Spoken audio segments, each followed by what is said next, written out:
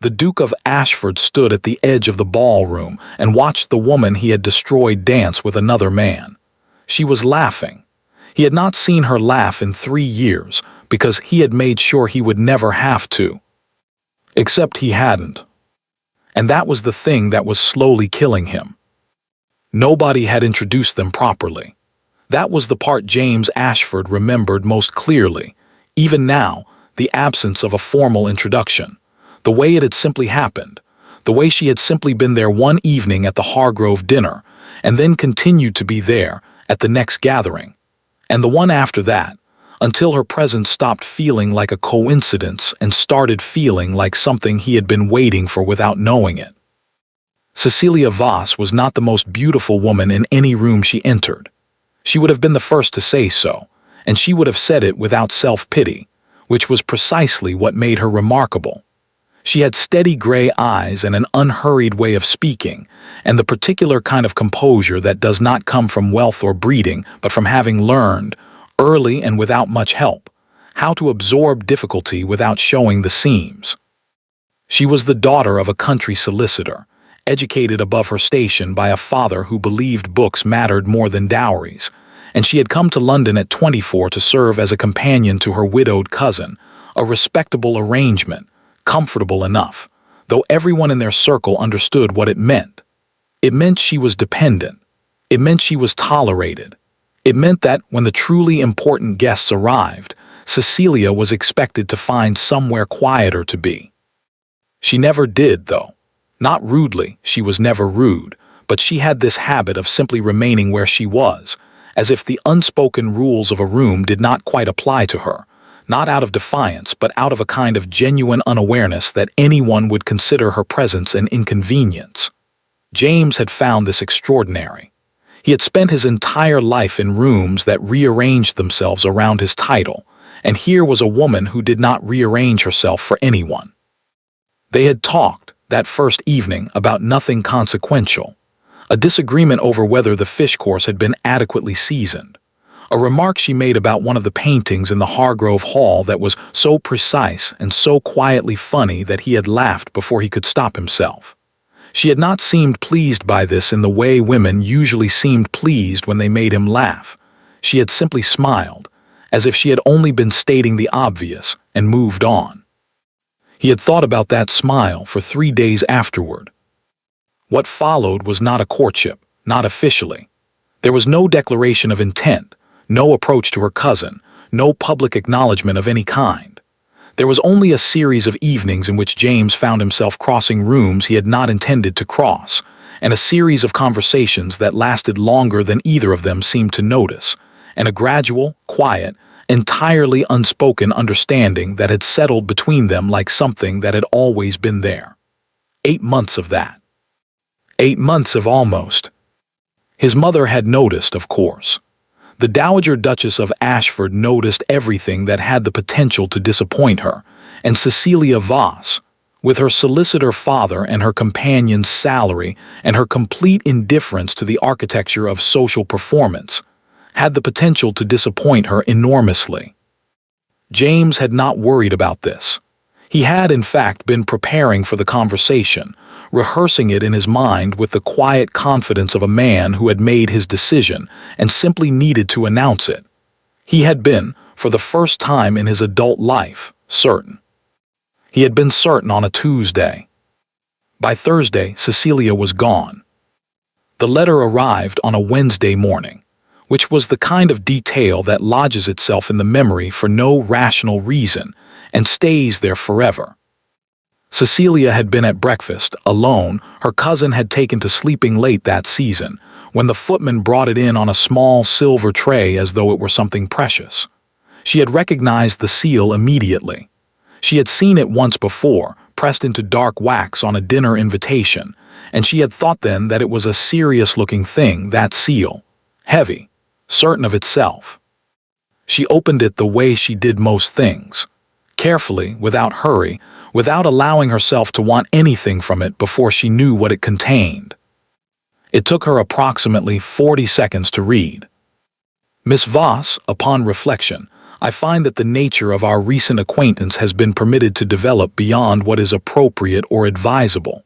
I write to clarify that no understanding exists between us, nor will any be sought.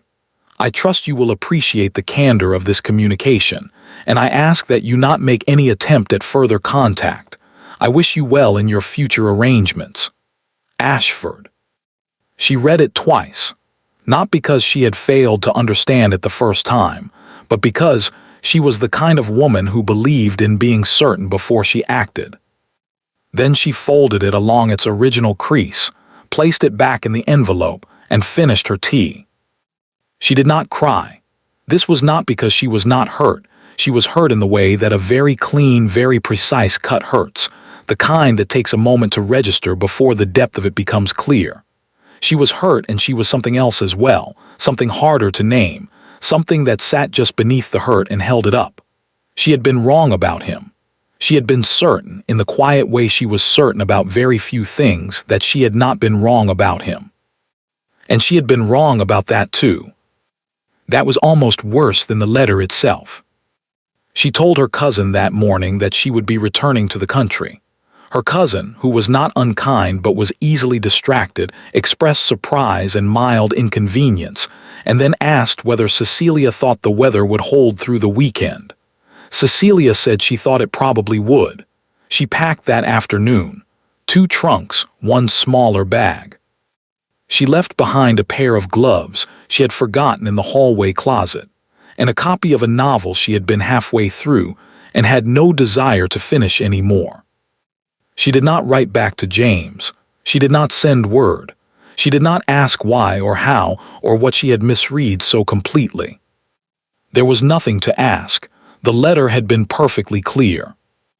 What nobody knew, what nobody would know for 3 years, was that James Ashford had spent that same Wednesday in a meeting with his estate lawyers that had lasted from 9 in the morning until well past 4 in the afternoon, and had returned home to find his mother at her writing desk looking precisely as she always looked, composed and correct and entirely satisfied with herself, and had noticed nothing unusual at all. He had sent no letter. He did not yet know that one had been sent in his name. He did not yet know that the seal on the silver tray had been pressed by his mother's hand. He did not yet know any of it. And so, when Cecilia Voss left London the following morning without a word, without a note, without even the courtesy of a goodbye, James Ashford sat with the particular bewilderment of a man who cannot explain a wound he cannot find, and decided, slowly and painfully and incorrectly, that he had simply been mistaken about what they were to each other. He had been certain on a Tuesday. By Friday, he was certain about nothing at all. 3 years is long enough to build a life. It is not always long enough to stop listening for something that never comes. Cecilia learned this the way she learned most things, quietly, and without telling anyone. She had gone to her mother's elder sister in Derbyshire, a practical woman named Mrs. Holt who asked no difficult questions and expected useful behavior in return, which suited Cecilia perfectly. The village was small and unhurried and entirely uninterested in the social architecture of London, and within 6 months Cecilia had opened a small school for the daughters of local tradesmen. Reading, letters, basic arithmetic, a little French for the ones who wanted it. It was not what she had imagined for herself at 24. It was, she told herself firmly, enough. She was good at it. The girls liked her because she did not speak to them as though childhood were a condition to be endured on the way to something more serious, and their mothers liked her because she was sensible and reliable and charged less than she probably should have. By the 2nd year she had 14 students. By the 3rd, she had 22 and a second room and a young woman named Agnes who came in 3 mornings a week to help with the younger ones. She did not think about James Ashford every day. This was true. There had been a period in those first months when she had thought about him with a frequency that she found humiliating in retrospect, not with longing, or not only with longing, but with that particular obsessive quality of a mind trying to locate its own error. Where had she misread him? What had she missed? What had she allowed herself to believe that she should not have believed? She had gone over it until it was worn smooth, and then she had put it away. The way you put away something that has no further use but that you cannot quite bring yourself to discard. After that it was less constant. A week might pass without him entering her mind at all. Then something small and entirely unrelated, the smell of a particular wood fire, a certain quality of winter light through tall windows, someone laughing in another room, and there he was again. Not painfully, just present.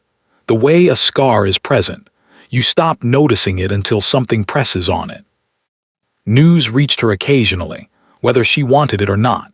Mrs. Holt had a friend in London who wrote long letters full of society gossip, delivered with the confidence of someone reporting historical fact.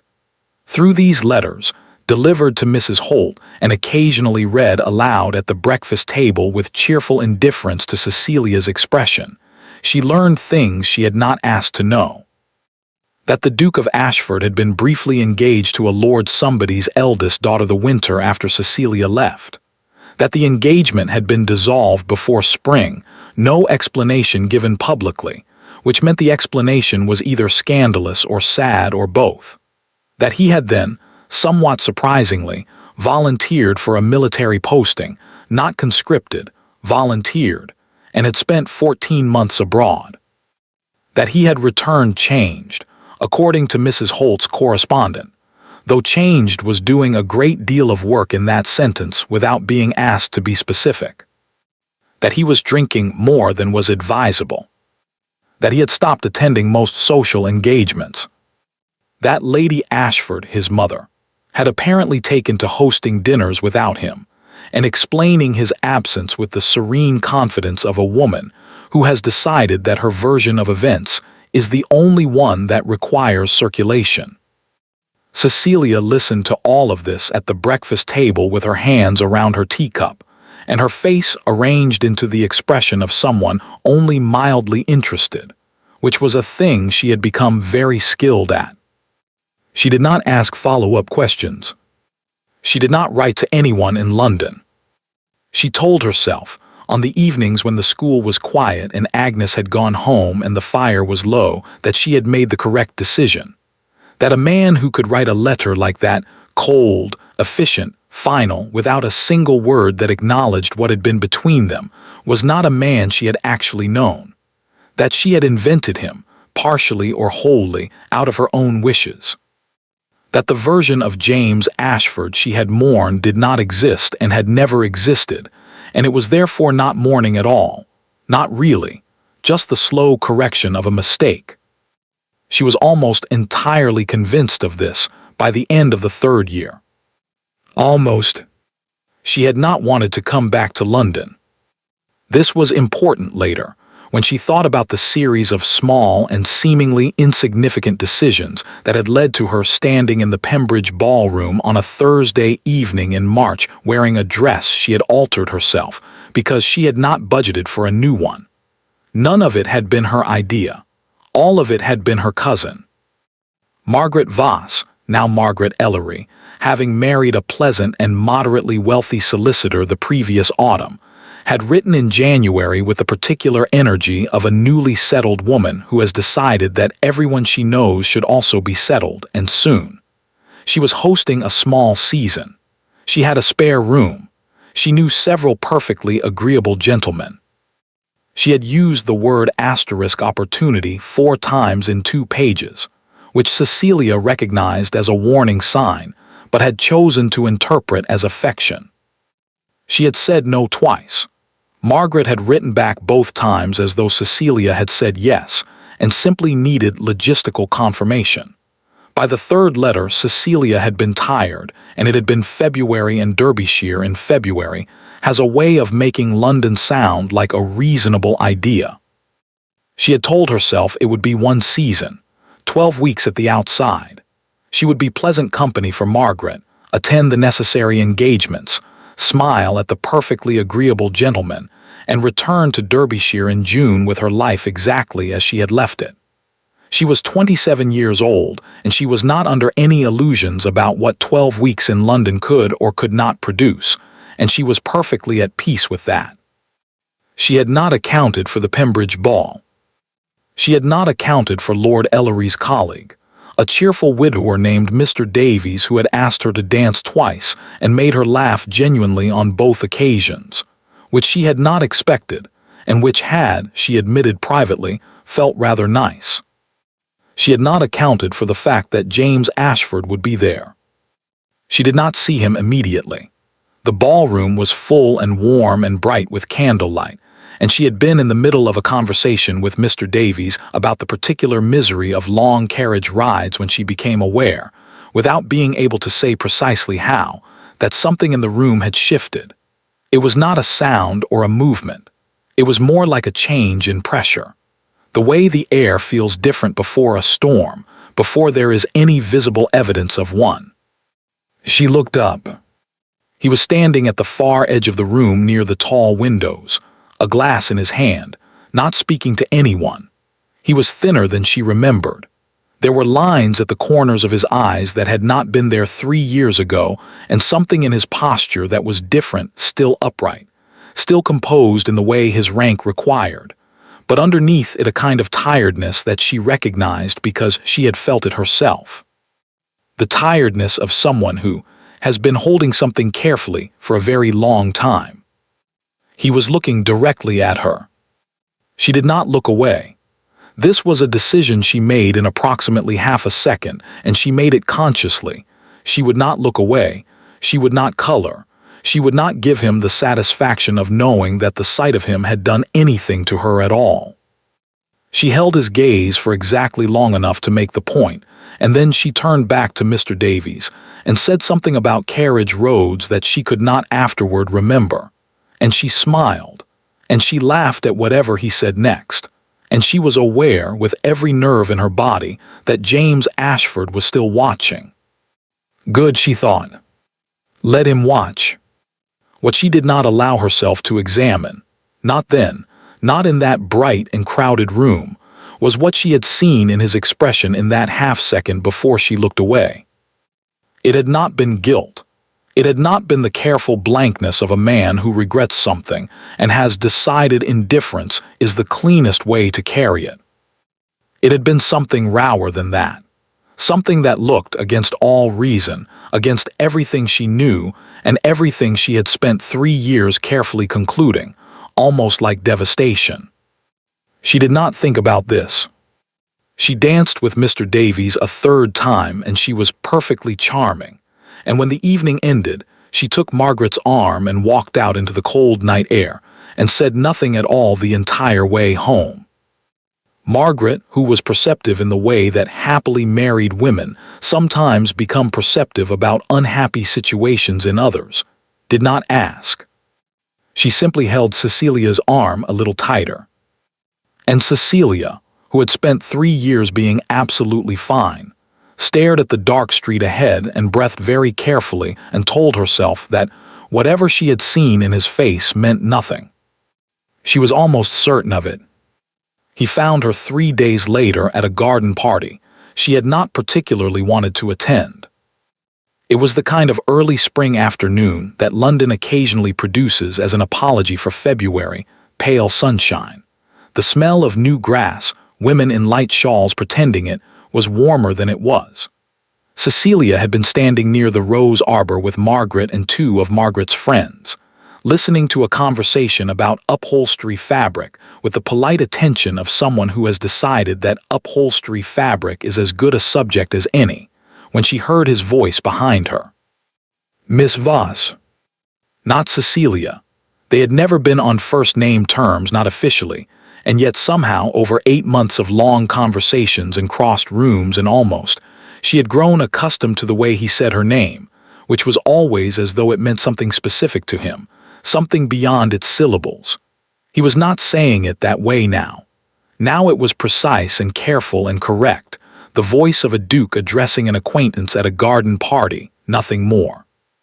She turned around. Your Grace. Her voice was steady. She had known, from the moment she woke that morning with a vague sense of dread she had refused to examine, that something like this was coming.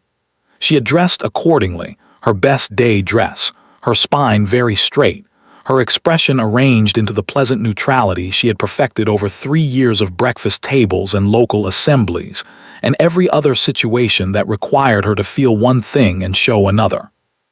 He looked in daylight worse than he had at the ball, or perhaps more accurately, more honest. The candlelight had softened him. Daylight did not. She could see clearly now the hollows beneath his eyes and the particular set of his jaw that she remembered from evenings when something had been troubling him, and he was not yet ready to say what it was. She had learned to read that jaw. She wished she hadn't. "I hoped I might find you here," he said. "Did you?" It was not a question. A brief pause. Margaret and her friends had engaged in the sudden collective discovery that the rose arbor required their immediate attention elsewhere, which Cecilia noted with equal parts gratitude and irritation. "You look well," James said. "Thank you." She did not return the observation, because she was not prepared to lie to him, and she was not prepared to tell him the truth either. Another pause. He was not a man who was usually uncomfortable with silence. That had been one of the things she had noticed first about him, the way he did not feel compelled to fill every gap with noise the way most people did. But he was uncomfortable now. She could see him selecting and discarding words with an uncharacteristic lack of certainty, and some part of her that she could not entirely suppress found this both satisfying and painful in equal measure. "I was not aware you had returned to London," he said finally. "I arrived in February." "I see." A muscle moved in his jaw. "And you are settling in well." "Perfectly well, thank you." "Good," he looked at her. "That's good." Cecilia regarded him with the composed gray gaze that had unnerved better conversationalists than him. "Was there something you wished to say to me, Your Grace? Only I find I am not particularly well suited to discussing the weather with you." Something shifted in his expression. The careful social surface cracked, just slightly, just for a moment, and underneath it she caught a glimpse of something that was not the practiced composure of a duke at a garden party, but something considerably more unguarded, more urgent, more. He stopped it, smoothed it back over, returned to correct. "I simply wish to acknowledge," he said carefully, "that our parting was perhaps handled poorly, on my part." Cecilia looked at him for a long moment. Handled poorly. 3 years. 22 students and a second room and every breakfast table in Derbyshire, and 14 months of him drinking more than was advisable, according to Mrs. Holt's correspondent. And he was standing in front of her in the pale spring sunshine telling her it had been handled poorly.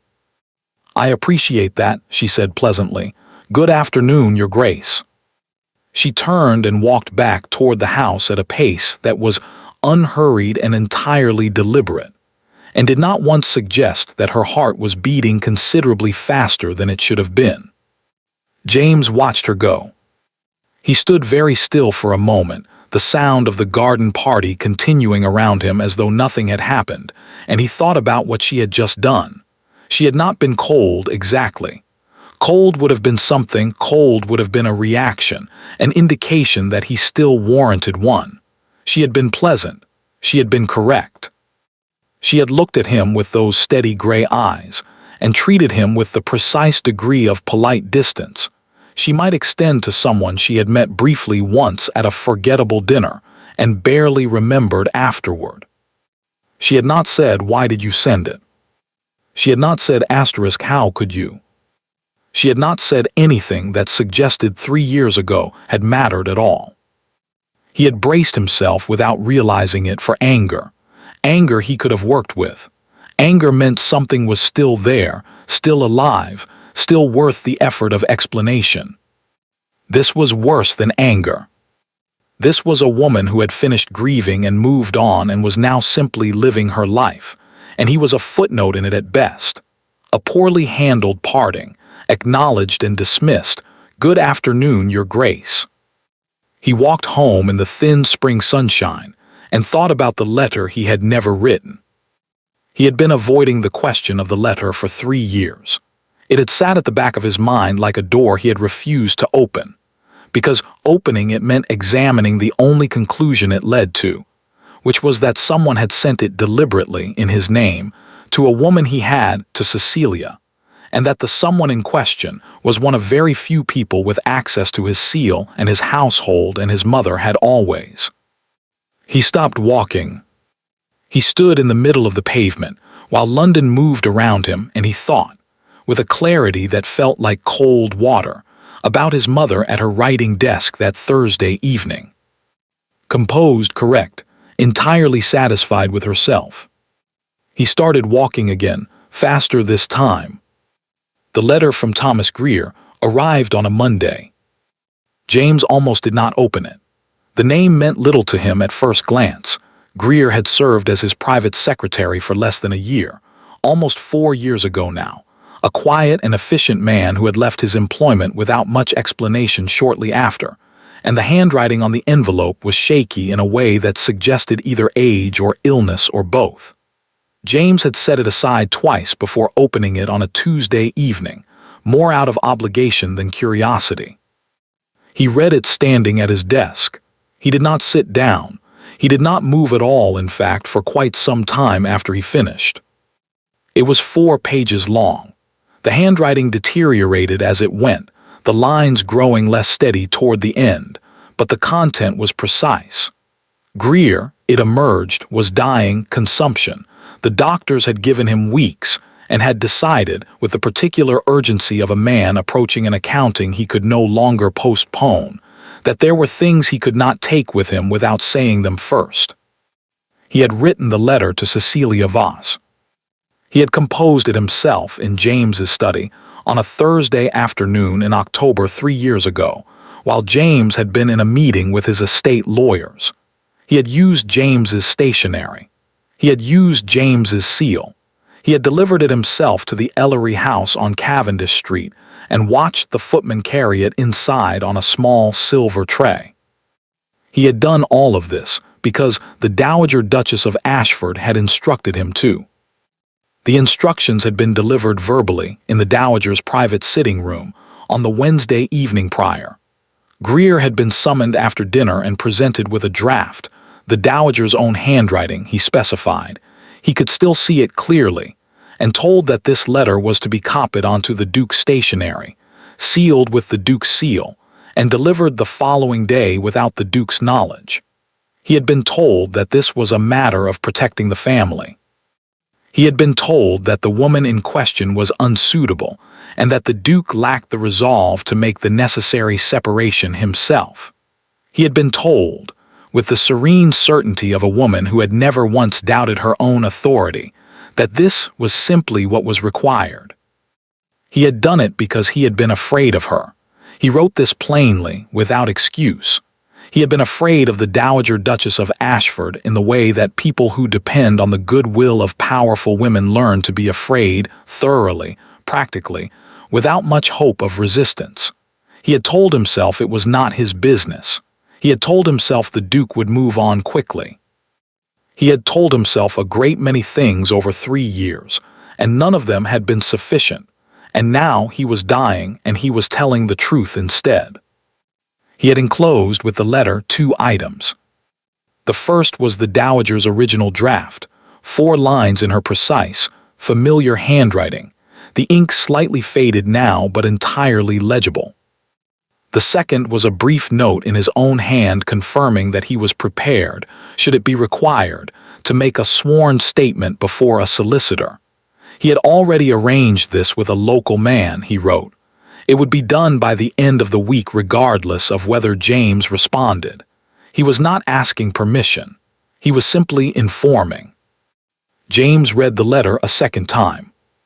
Then he sat down. He sat at his desk for a long time in the quiet of his study, the fire burning low, the original draft in his mother's handwriting on the desk in front of him, and he thought about Cecilia Voss packing 2 trunks and a smaller bag on a Thursday afternoon, and leaving London the following morning without a word. He thought about what she must have felt reading a letter she believed he had written, cold, efficient, final, not a single word that acknowledged what had been between them. He thought about her at 24, too proud to ask why, too certain of what the letter meant to question it, carrying it back to Derbyshire and building a school and becoming absolutely fine. He thought about 3 years. He thought about a garden party and good afternoon, Your Grace, and the particular quality of being treated as a footnote. He picked up his mother's draft. Upon reflection, I find that the nature of our recent acquaintance has been permitted to develop beyond what is appropriate or advisable. He set it back down. He had gone to his mother's rooms once, 2 years ago, in a darker period, and asked her directly whether she had done anything to interfere with Cecilia's departure. His mother had looked at him with the expression she reserved for questions she considered beneath serious engagement, and said that she had done what any mother would do for a son who lacked the clarity to act in his own interest, and that the girl was gone, and the matter was settled, and she trusted he would have the sense to leave it there. He had not asked what anything meant. He had not pressed. He understood now with a clarity that was not comfortable, a coward. He had been grieving and confused, and it had been easier to accept that Cecilia had gone than to pursue the question of why, because pursuing it might have led somewhere he did not have the strength to go. He had been a coward, and his mother had known it, and she had counted on it. He stood up. He needed to find Cecilia. He needed to find her before she decided anything. About Mr. Davies, about London, about the 12 weeks she had apparently allotted herself before returning to Derbyshire and her school and her life that did not include him. He needed to find her and show her the letter and his mother's draft and Greer's sworn statement, and he needed to do it without making it about what he wanted, because what he wanted was not the point, not yet, possibly not ever. The point was that she deserved to know the truth, and she had been denied it for 3 years, and that was a debt that had nothing to do with his own feelings and everything to do with simple justice. He picked up the documents from his desk. He stopped. He put them back down. He stood very still for a moment and acknowledged, honestly, for the first time in 3 years, what it actually was that he felt. Not the managed version, not the acceptable version, not the version he had been presenting to himself in the interest of getting through consecutive days without doing something inadvisable. He had loved her. He had loved her in the specific and inconvenient way that does not resolve itself with time or distraction or 14 months abroad or any number of evenings spent convincing yourself that certainty was the same thing as stupidity. He had loved her, and he had lost her to a letter he had never written, and he had spent 3 years not knowing it, and she had spent 3 years not knowing it either, and the person responsible was currently hosting a small dinner in the East Wing, and would be entirely untroubled by any of this unless he did something about it. He picked up the documents again. This time he did not put them back down. He went to her the following morning. Margaret Ellery's house on Cavendish Street was a narrow, well-kept townhouse with window boxes that had not yet decided what season it was, and James stood in front of it for approximately 30 seconds longer than was necessary before knocking. He was carrying the documents in a leather folio under his arm. He had dressed carefully, which he recognized as irrelevant and had done anyway. The housemaid showed him to a small sitting room and left him there. He waited. He heard her before he saw her footsteps in the corridor, unhurried, and then a pause just outside the door that lasted long enough to tell him she had been informed who was calling and had taken a moment to decide how to enter. When she came in, she was composed and neatly dressed, and her gray eyes went immediately to the folio under his arm with the instinct of someone who has learned to read situations quickly. "Your Grace," she did not sit, "this is unexpected. I apologize for calling without notice." He did not sit either. "I need to show you something. I would ask that you look at it before you say anything if you're willing." A brief pause. Something moved across her face, not quite wariness, not quite curiosity, something balanced carefully between the two. "Very well," she said. He opened the folio and held out Greer's letter first.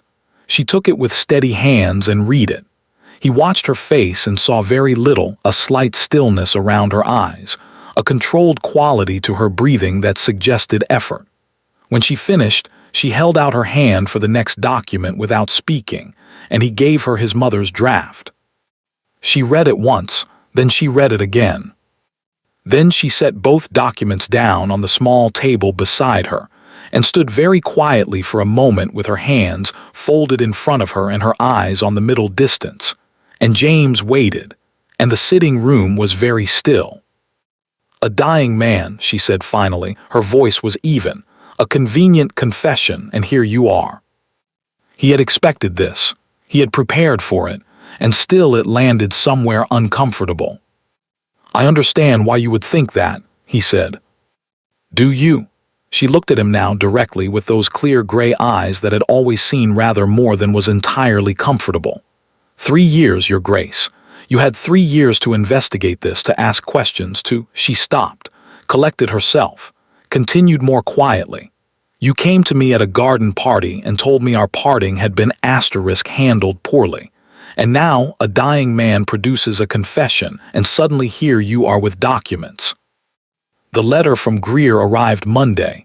I came as soon as—" "I am not questioning your timing." She said it precisely, without heat.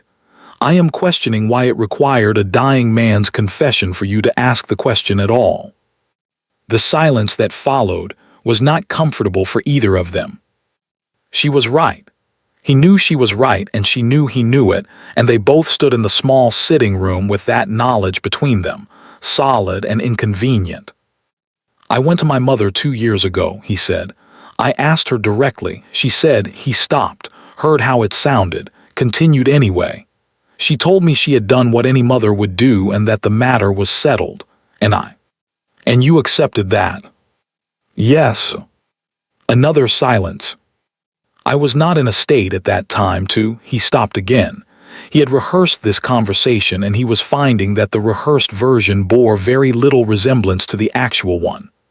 "I was not well, after you left. I am not offering that as an excuse. I am simply being accurate." Cecilia looked at him for a long moment. Her expression was not unkind. It was, in some ways, worse than unkind. It was the expression of someone who is trying very hard to be fair, which meant she was not yet certain what fairness required. "Mr. Davies has asked to call on me," she said. James went very still. "He is a good man," she continued. "Sensible, warm. He has a daughter of 9 who needs a steady hand, and he has been honest with me about what he is looking for and what he can offer." She paused. "I have not given him an answer."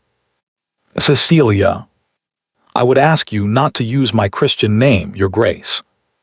The correction landed precisely where it was intended to. "Forgive me," he looked at her. "I am not asking you to decide anything based on— I am not here to ask anything of you. I came because you deserve to know the truth. Whatever you do with it is entirely yours." He paused. "But I would ask only that you do not make any decision until you have had time to." "Time?" She said the word with a quality he could not entirely read. "I have had rather a lot of time." "I know. 3 years is a considerable amount of time, Your Grace. In 3 years I built something, a school, a life. I did not spend 3 years waiting. I want to be clear about that.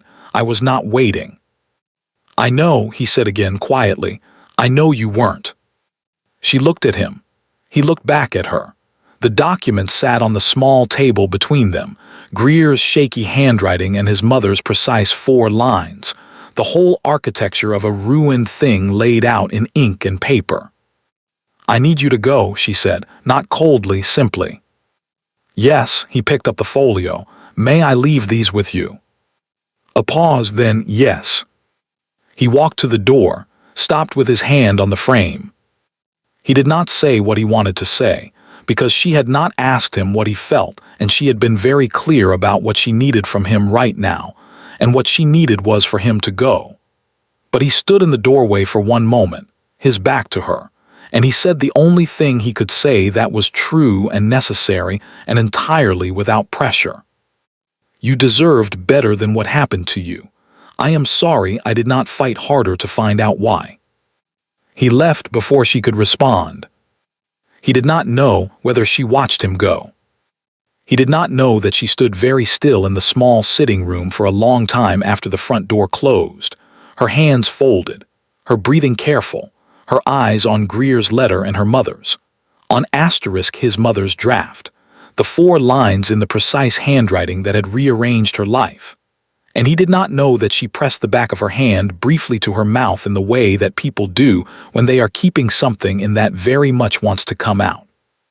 He did not know that Margaret Ellery appeared in the doorway 20 minutes later and found her still standing there, and said nothing, and simply came and stood beside her.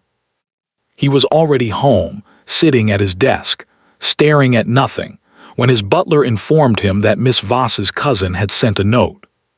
He opened it. It was not from Cecilia. It was from Margaret.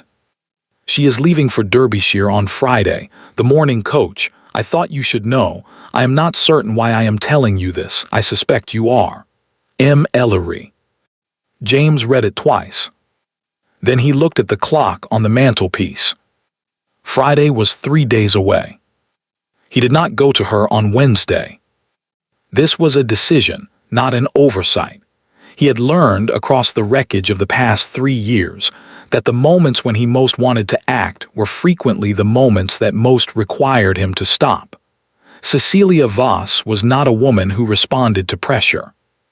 She was a woman who responded to truth, delivered cleanly and without agenda, and then made up her own mind in her own time, and any attempt to accelerate that process would only confirm what she already suspected, that he had come to her with documents and a confession because he wanted something from her, not because she deserved it. So he did not go on Wednesday. He did not go on Thursday either, though Thursday was considerably harder. He spent most of it at his desk attempting correspondence and producing very little. He wrote to Greer's solicitor confirming receipt of the sworn statement. He drafted and discarded 4 letters to Cecilia, each one wrong in a different way, too much, too little, too urgent, too careful.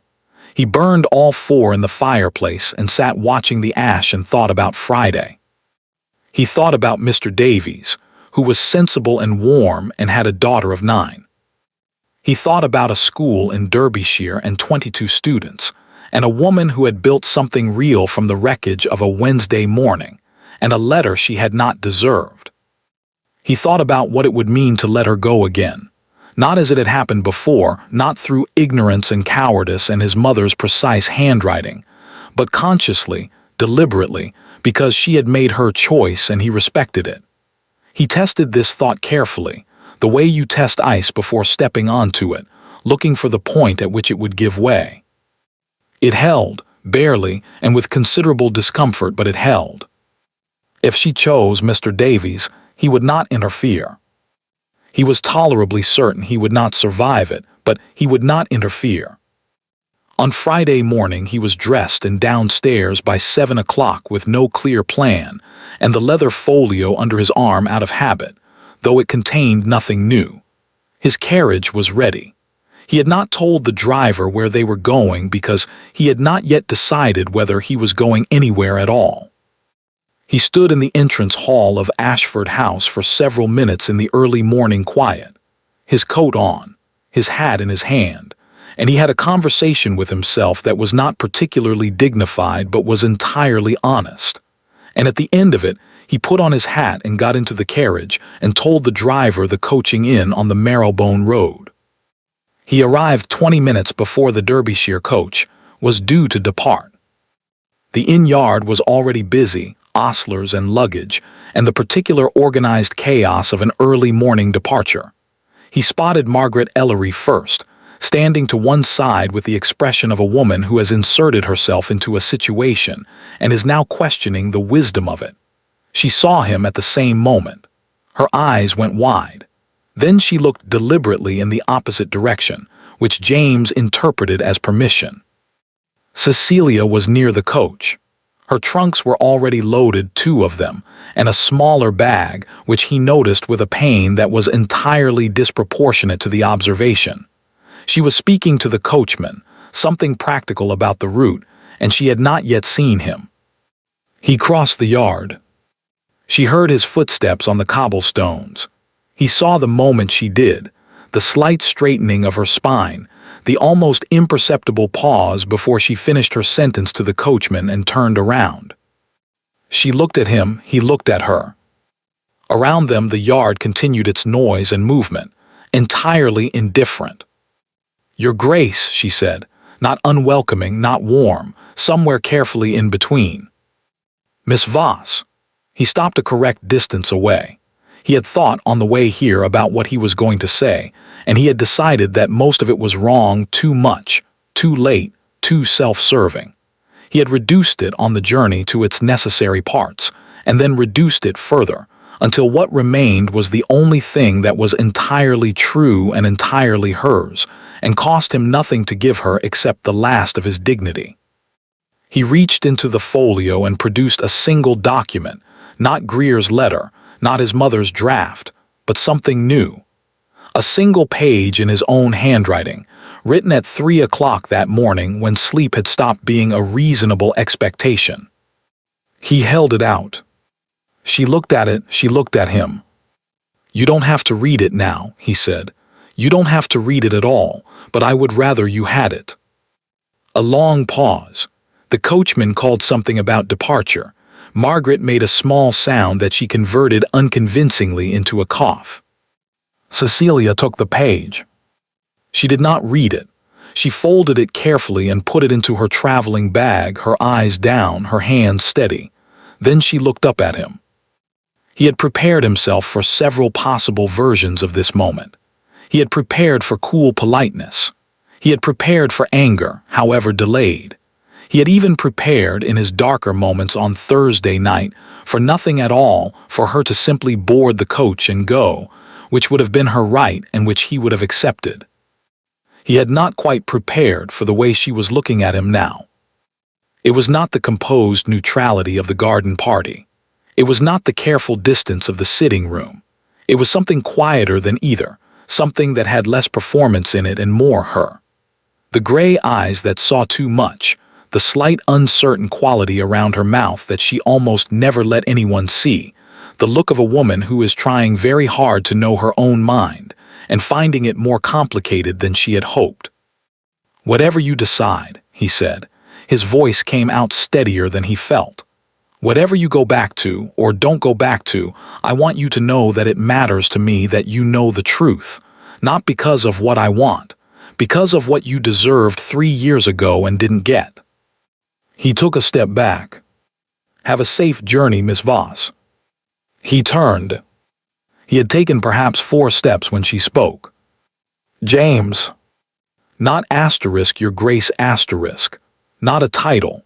His name in her voice for the first time in 3 years, and it stopped him as completely as a hand on his arm. He turned back. She was still standing where he had left her, her traveling bag in her hands, the folded page inside it.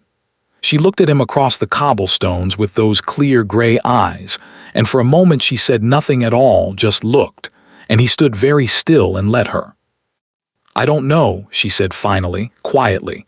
"Just the 2 of them, the noise of the yard somehow distant. I want you to understand that I don't know yet." "I know," he said. "I am not," she stopped, started again. 3 years is not nothing. What I built is not nothing. I am not going to set it aside because of a letter and a dying man's conscience," and she paused. "And whatever it is you wrote at 3 o'clock in the morning." The corner of his mouth moved. He couldn't help it. "How did you?" The ink was still slightly uneven. "You always pressed harder when you were tired." A pause. Then, almost against her will, the ghost of something that was nearly a smile. "I noticed things too." The yard moved around them. A horse stamped. Someone called out a departure warning. "Go," he said, gently. "Go back to your school, read it when you're ready, or don't." She held his gaze for one more moment. Then she turned and boarded the coach, and the door closed, and the yard began its final preparations, and James stood on the cobblestones and did not move until the coach had passed through the gate and turned into the street and disappeared. Margaret appeared at his elbow. "Well," she said after a moment. "Well," he agreed. "She noticed your ink was uneven." "Yes." Margaret was quiet for a moment, then, "You should know she threw away Mr. Davies' flowers. Last Tuesday, I saw them in the kitchen bin." A pause. "I'm not saying that means anything." "No," James said, "of course not." But he stood in the inn yard for a moment longer than was necessary, his hat in his hand, the early morning light thin and pale over the London rooftops, and something that had been closed for 3 years opened, just slightly, just enough to let in a very cautious and entirely terrifying amount of hope. He walked back to his carriage. He went home. He waited. 14 months later, the church was small enough that everyone in it could hear everything, which suited the occasion perfectly because there was very little said that anyone wished to miss. It was a Tuesday in May, which Cecilia had chosen deliberately, and which James had understood immediately, and which neither of them had explained to anyone else. The guests had assumed it was a matter of calendar convenience. It was not a matter of calendar convenience. There were perhaps 40 people. No grand assembly, no procession of titles, no receiving line that lasted longer than the ceremony itself. Margaret sat in the third row and cried from the opening prayer, which she had predicted she would do and had prepared for with an exceptionally large handkerchief. Her husband patted her hand at intervals with the patient affection of a man who has accepted that he married a woman of considerable feeling and considers himself fortunate for it. Mrs. Holt had come down from Derbyshire and was sitting very upright in the second row, wearing her best hat and the expression of someone who has been proven right about something, and is exercising considerable restraint in not mentioning it. Agnes, who ran the school now with the assistance of 2 new teachers and an enrollment of 31, had sent a letter that morning because she could not make the journey but had wanted Cecilia to have something to open on the day. Cecilia had read it at breakfast and had not told James what it said, only that it was kind, and he had not asked. The Dowager Duchess of Ashford was not present. This had been managed with the quiet efficiency of a woman who has spent 3 years building things and knows how to construct something that lasts. There had been one conversation, conducted in the Dowager's private sitting room, with Greer's letter and the sworn statement and the original draft on the table between them, that had lasted 40 minutes and had not been pleasant, and at the end of which certain understandings had been reached. James had not been present for this conversation. He had offered to be. Cecilia had said she preferred to handle it herself, in the tone she used when she had already decided something and was informing him rather than consulting him, and he had learned by then that this tone was not an invitation to negotiate. He had never asked precisely what was said. He had noted that his mother had subsequently retired to the family's estate in Wiltshire and had not returned to London, and he had considered that sufficient. Cecilia did not wear white. This had caused a moderate amount of quiet commentary among the guests in the days preceding, the sort of commentary that people conduct in the belief that it is not reaching the person it concerns. It was reaching the person it concerned. Cecilia had noted it with the same equanimity she applied to most things and had continued with her plans. She wore deep blue, the color of a winter evening just before the light goes entirely, the color of something that has waited a long time and is no longer waiting. The dress had been made by a seamstress in Derbyshire whose work she had admired for 2 years, and it fit precisely as it should. And when she walked into the church on her Uncle Holt's arm and James turned around from the altar and saw her, he went very still in the way he always went still when something mattered more than he had prepared for. She had grown accustomed to this. She did not find it less affecting with familiarity. She did not look away this time. The ceremony itself was brief and traditional, and exactly what they had asked for, which was something that said what it meant, and meant what it said without requiring an hour to do it. When it was over and the small congregation had moved into the churchyard in the pale May sunshine, Mrs. Holt found herself standing near the door with an elderly woman she had not previously met. A graytan of James's, it transpired. A sharp-eyed woman of 70-something who had arrived from the country that morning, and whose opinion of the proceedings was not yet entirely clear. She wore blue, the graytan observed, watching Cecilia in the churchyard, James beside her, their heads together over something Margaret was saying. "She did," said Mrs. Holt. "Unconventional." "Yes." A pause. "She doesn't seem to mind," the graytan said. It was not quite a question. Mrs. Holt considered Cecilia in the sunshine, the straight spine, the steady gray eyes, the way she was laughing now at whatever Margaret had said, really laughing, the kind that couldn't be managed or arranged. The way James was looking at her while she laughed, with the expression of a man who has been permitted, against considerable odds, to keep something he had no right to expect. "No," said Mrs. Holt, "she never did." Later, when the guests had thinned and the afternoon was turning golden and someone had produced a very adequate Madeira that was circulating with more efficiency than was perhaps strictly proper, Margaret found herself near the church door with the elderly graytan, watching the last of the afternoon light fall across the churchyard. "She wrote back, you know," Margaret said, not to anyone in particular.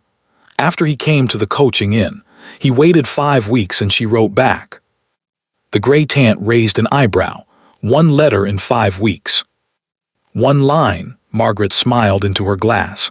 "He showed me once. He carries it still, I think, in his coat." "1 line," the graytan repeated. "What did it say?"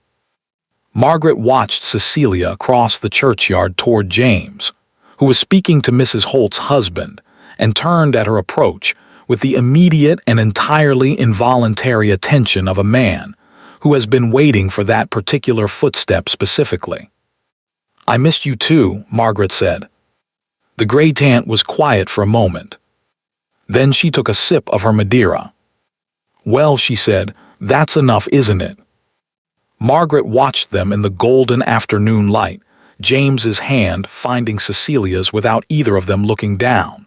The simple, unconscious certainty of it, as though they had been doing it for years and intended to continue indefinitely.